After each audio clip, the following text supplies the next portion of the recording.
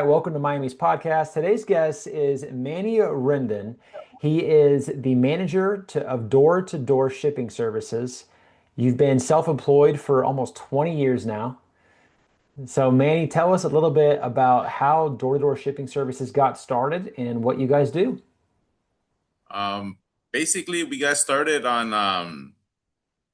I became self-employed in 2007, and originally I was in the freight industry, and I had a buddy who I leaned down for advice, and I had asked him if I got myself a box truck, would he give me some deliveries? And he said, "Yeah, I'd be able to give you some deliveries." So I had some kind of hope that at worst case scenario, I'll always lean on someone that I relied in the past for employment. And then at worst case scenario, I can do mover services. So that I had the mover service in the back, but that wasn't really what I wanted to do. It was more like a delivery, pick up pallets with a pallet jack. Okay. So throughout the years, originally I had started doing air freight and work with pallets and pallet jack, and then slowly but surely I transitioned over to just strictly mover service, furniture, white glove delivery. Okay. So, was that what you guys primarily do now then? Correct. We primarily strictly are white glove furniture. We go in your house, we blanket wrap the entire apartment house, and relocate you from point A to point B, and set it up back like how it was.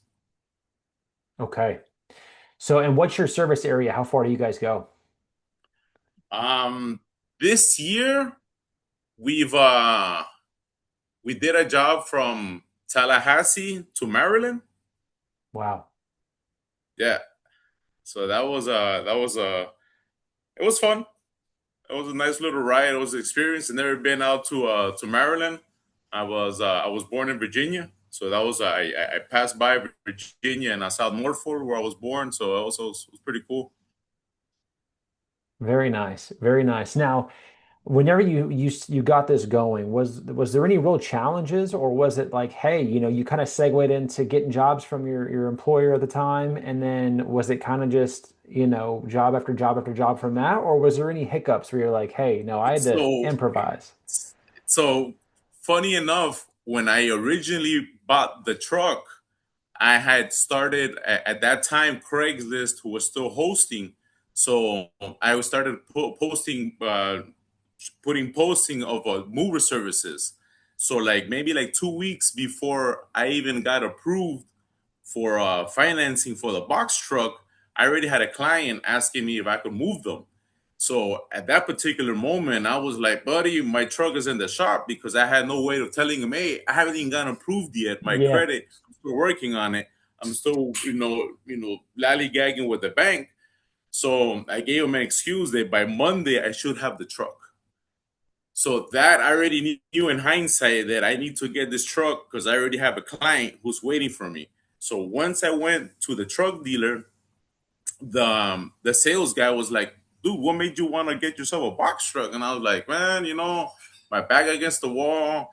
I really want to, be self-employed, and I really got tired of being laid off. I wanted to have job security, and take life on my own hands."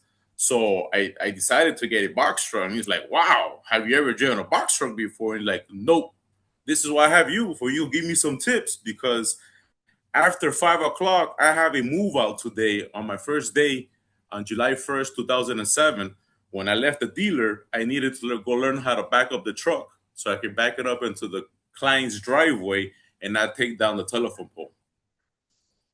I love that. What an entrepreneurial spirit, man. Like being a go-getter, getting your first client before you had the truck, and then learning how to drive it the day of your job. So Right. that's awesome. That is Yes. spoken like a true entrepreneur spirit right there. Thank you. So during your time of doing this and building this out, what is one of the, I guess, biggest business takeaways that you've learned over the years that has stuck with you that you would like to share with our audience today? Can you repeat that again? What is one of the biggest takeaways that you've learned along your journey so far in business that you would want to share with our audience today? Um, I guess what I've learned throughout the years is that, clients, they're very meticulous about their belongings, and uh, it the move the moving service is such a stressful time and environment. Some people are being evicted while others are upgrading and some are downgrading. So there's a mix of emotions. They get transferred, and you're kind of like that go-to guy in this time of either joyness because you bought a new place or sadness because you lost this place. So Hmm. throughout the years, I've kind of be able to put my emotions aside and be like empathize with this person, to be like, listen, I understand where you come from. I see your dilemma. I understand how you're reacting to the certain, to my guys or to the job that we're providing. So I've learned throughout that we're all human. We all have emotions, and sometimes moving is a good thing, and sometimes moving is a bad. And I get called for both. Yeah, I could see that. I could see that. I never thought about the other side of that coin of just how emotional that day is. So I could see that definitely. So as far as services that you guys offer, if somebody wanted to hire you, what all services do you offer? What all do you guys transport? Well, aside from household goods, that being appliances, we've done safes, pianos, chandeliers. In the medical industry, we've done ovens, biosafety medical cabinets. Um, what else? Marble countertops. So it all depends. It depends what mission or what's the task. Um, I don't say no to work. So unlike some other transportation companies that are strictly, I do this because I mastered the pallet jack game or the mover or blanket wrap game. I kind of I'm all over the place, so it kind of makes me a little bit of a.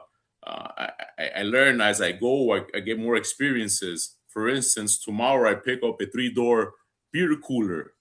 So for the persons that are picking up regular furniture, you're like, a three-door beer cooler. It's like, yeah, three-door beer cooler without a lift gate and knowledge of how you're gonna do this, you're probably gonna break your back. So I this will be my 12th, 15th three-door beer cooler that I've done in my life. So I kind of know already what tools to take to make it a pretty easy and seamless task to do. Almost like, wow, I had no idea it could be this easy. Yeah, yeah. And I've heard that. My dad says that too. I'm like, how do you know how to do all this stuff? He goes, well, you just say yes and figure it out as you go. And then one day you got a bunch of experience under your belt and you know what you're Right, doing. exactly. And then you find yourself trying to explain to other people, at least my coworkers and my employees. I try to explain to them, this is how I learned. Before I Yeah, was able to hire you guys, I had to obtain some sort of knowledge. It just didn't fall off the sky. Like it was trial and error. yeah. Through hard work and figuring stuff out. What? I like Yeah, it. absolutely. So for our listeners, if somebody's wanting to hire you to take care of a piano, a move, or what have you, what's a good way for them to get a hold of you and reach out to you guys? Well, you could reach directly at 1833 pack all. That's PACKALLO. And or directly at my 786-470-4239. Okay. Perfect. And for those of you guys listening right now, I'm going to be putting their website on the article as well, so you can find that at the bottom of the article. Is there anything that you would like to leave our listeners with today before we close out? Well, I recently put a advertisement on YouTube for the FIFA World Cup starting today. So hopefully it gains some traction. And if you all recognize the door to door shipping, it is me. I'm starting to advertise, and I recently got a Google profile listing after so many years. This year is my first year of having Google, so I'm asking my clients, retro asking them if they can put up some good reviews, so I can hopefully start ranking up higher in the Google game. All right. All right. I love it. I love it. Well, thank you so much for your time today and thanks for being on the podcast. Thank you, thank you for your time. I appreciate it greatly.